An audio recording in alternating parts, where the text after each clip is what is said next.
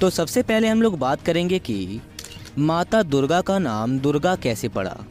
माता का दुर्गा देवी नाम दुर्गम नाम के एक महान दैत्य का वध करने के कारण पड़ा। माता ने शताक्षी स्वरूप धारण किया और उसके बाद शांकभरी देवी के नाम से विख्यात हुई शांकभरी देवी ने ही दुर्गमासुर का वध किया, जिसके कारण वे समस्त ब्रह्मांड में दुर्गा देवी के नाम से विख्यात हो गई।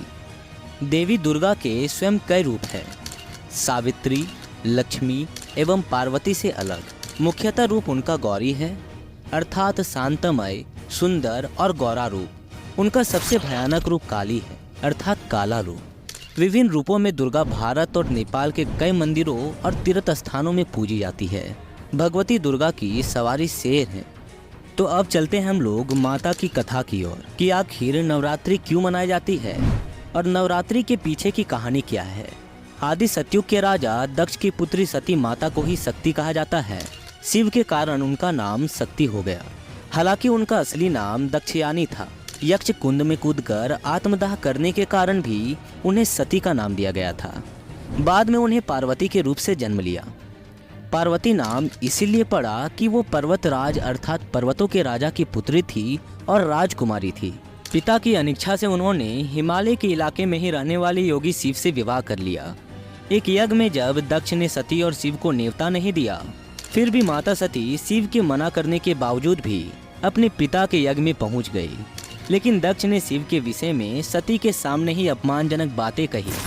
सती को ये सब बर्दाश्त नहीं हुआ और वहीं यज्ञ कुंड में कूदकर अपने प्राण त्याग दिए। ये खबर सुनते ही शिव ने अपने सेनापति वीरभद्र को भेजा, जिसने दक्ष का सिर काट दिया। इसके बाद दुखी होकर सती के शरीर को अपने सिर पर धारण कर शिव क्रोधित हो धरती पर घूमते रहे। इस दौरान जहाँ जहाँ सती के शरीर के अंग या आभूषण गिरे, वहाँ बाद में शक्तिपीठ निर्मित किए गए। जहाँ पर जो अंग या आभूषण गिरा, उस शक्तिपीठ का नाम वो हो गया। इसका ये मतलब नहीं है कि अनेक माताएं हो गई। माता पार्वती ने ही शुंभ, निशुंभ, महिषासुर आदि राक्षसों का वध किया था। दोस्तों, हम लोगों को पता है कि जब महादेव क्रोधित होते हैं तो पूरे ब्रह्मांड में संकट आ पहुंचता है। और जब सती के शरीर को महादेव लेकर धरती पर घूमने लगे और अपने क्रोधित रूप से सारे सृष्टि को नष्ट करने लगे, तभी वहां पर सभी देवी देवताओं मिलकर महादेव के इस क्रोधित रूप को शांत किया। उसके बाद सती के ही रूप पार्वती का फिर से जन्म हुआ और फिर उन लोगों का विवाह हुआ। दोस्तों, जब माता पार्वती ने दुर्गा का अवतार धारण करके महिषासुर का वध किया, तो उसी दिन से दुर्गा पूजा नामक हम लोग त्यौहार मनाने लगे और उसे नवरात्रि के रूप में भी मनाते हैं। तो चलिए दोस्तों, अब हम लोग बात करते हैं माता के रूप के बारे में कि माता दिखती कैसी है और अपने हाथों में क्या क्या धारण करती है। माँ के एक हाथ में तलवार और दूसरे में कमल का फूल है।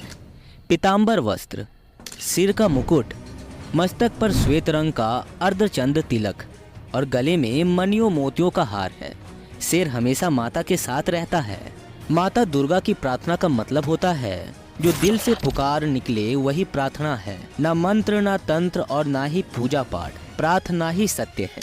शिव का धाम कैलाश पर्वत है और वहीं मानसरोवर के समीप माता का धाम है, जहां दक्षानी माता का मंदिर बना है।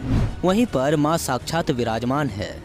दोस्तों, माता पार्वती ने इस पृथ्वी को संकट से बचाने के लिए कई रूपों में अवतरित हुई है। तो चलिए उनके कुछ अवतरित रूपों के बारे में जानते हैं। शैलपुत्री, ब्रह्मचारिणी, चंद्रघंटा, कुसमांडा, स्कंद माता, कात्यायनी, कालरात्रि, महागौरी, सिद्धिदात्री आदि नामों से ही माता पार्वती को जोड़ा जाता है, जिन्हें दुर्गा, जगदम्बा, अम्बे, शेरावाली आदि कहा जाता है। वे सदा शिव की ही अर्धांगिनी हैं।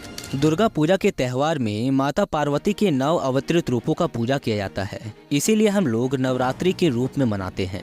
और दोस्तों, माता पार्वती के सबसे शक्तिशाली रूप माता दुर्गा और काली है। तो दोस्तों, आई थिंक्स दैट आप लोगों को समझ में आ गया होगा कि आखिर नवरात्रि क्यों मनाई जाती है और नवरात्रि के पीछे की कहानी क्या है। जब माता दुर्गा ने महिषासुर यानी कि जिसे महिषासुर के नाम से भी जाना जाता है, उसका वध करने के बाद ही सभी देवी देवताओं ने उनका पूजा किया और उसी दिन से दुर्गा पूजा के नाम से हम लोग त्यौहार मनाते हैं। तो ठीक है दोस्तों, फिर मिलते हैं कैसे ही वीडियो में। तो तब तक के लिए धन्यवाद, और इस चैनल को सब्सक्राइब कर दीजिएगा दोस्तों, क्योंकि मैं हमेशा इस प्रकार की वीडियोस बनाता रहता हूँ। तो जय हिंद, भारत माता की जय।